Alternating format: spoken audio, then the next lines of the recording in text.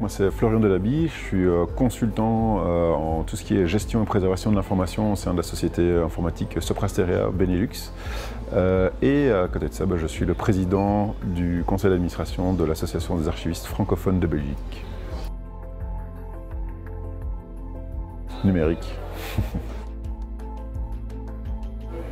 Compliqué. Je devrais dire les deux, puisque l'archiviste, d'autant plus qu'on est archiviste numérique, on doit avoir un pied de chaque côté, un œil sur le futur et un œil sur le passé, évidemment. Les deux, et c'est un synonyme. Je veux dire maintenant. Wow. Je dirais plutôt cassette, pour la durée de vie du support, qui est un peu plus longue quand même que le CD-ROM. Compliqué celle-là, effectivement. Je dirais récolter, ça a quand même été toujours notre cœur de métier, récolter les archives, effectivement. Mais de plus en plus, on doit être beaucoup plus engagé, donc c'est vraiment les archivistes engagés pour créer, à ce moment-là, des archives, ou en tout cas un peu plus sollicités, pour vraiment pouvoir collecter un maximum de choses, ou certaines choses qu'on ne pensait pas pouvoir collecter, ou qu'on ne collectait pas par le passé. Bière.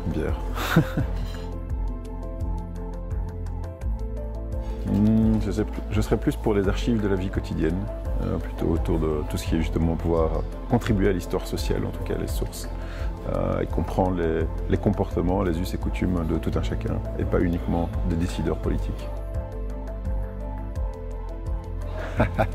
La question piège. J'avoue que j'utilise les deux. Je sais qu'il y a des nuances, j'ai lu beaucoup de choses sur la différence des termes et la terminologie, mais pour moi les deux sont devenus, à l'heure actuelle, presque des synonymes, en tout cas, dans l'utilisation courante. Code HTML. On a déjà entendu trop souvent Codeco. Ouais. Je dirais plutôt mémoire. L'un ne va pas sans l'autre, je dirais. La démocratie, évidemment, c'est une valeur qui me tient très à cœur, mais le patrimoine, en tout cas la préservation du patrimoine, permet évidemment de renforcer cette démocratie. Donc c'est très important d'avoir les deux ensemble. La bise, clairement. Les deux, puisque le but des archives, c'est de documenter les traces de notre société. Et donc l'un ne va pas sans l'autre, puisqu'il y a à la fois des organisations publiques et des organisations privées, avec en plus la complexité en Belgique, où certaines sont un petit peu parfois à cheval entre les deux. Donc évidemment, les deux sont complémentaires et nécessaires. Le monde d'après. Je regarde toujours ce qui va se passer, ce sur quoi on va pouvoir avoir une influence nous-mêmes, même en tant qu'archiviste. Donc c'est toujours très important de se projeter vers ce qui pourrait subvenir et comment on va pouvoir collecter ces traces. Le cloud, mais encore à savoir quel cloud, puisqu'évidemment, quand on parle du cloud, c'est très vite les grands acteurs américains, mais il y a aussi de bonnes solutions de cloud en Europe, que ce soit du cloud privé, du cloud public, donc définitivement le cloud. Au travail. Voilà. Je n'ai connu que les open space, donc je veux dire open space. Je préfère parler du cycle de vie de l'information qui est plus accessible au grand public.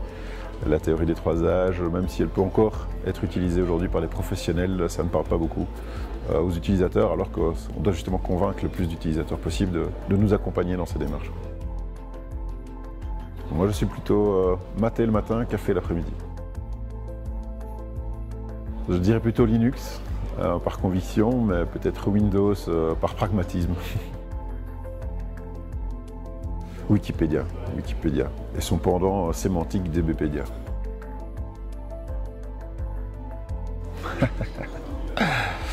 Oui, je vais dire SharePoint parce que c'est l'environnement que je connais le mieux. Pas forcément par choix, mais de nouveau par pragmatisme. Je dirais beaucoup d'organisation, mais il faut laisser toujours une part à l'improvisation. Je reste pour cette partie-là, en tout cas, très attaché aux livres physiques, donc je veux dire livres. J'ai plutôt toujours tendance à tester les logiciels libres avant d'aller voir ce qui existe côté propriétaire. Star Wars. L'un ne va pas sans l'autre, encore une fois. Donc il faut voilà, pouvoir conserver et surtout préserver même et éliminer tout ce qui n'est pas nécessaire ou tout ce qui n'est pas utile.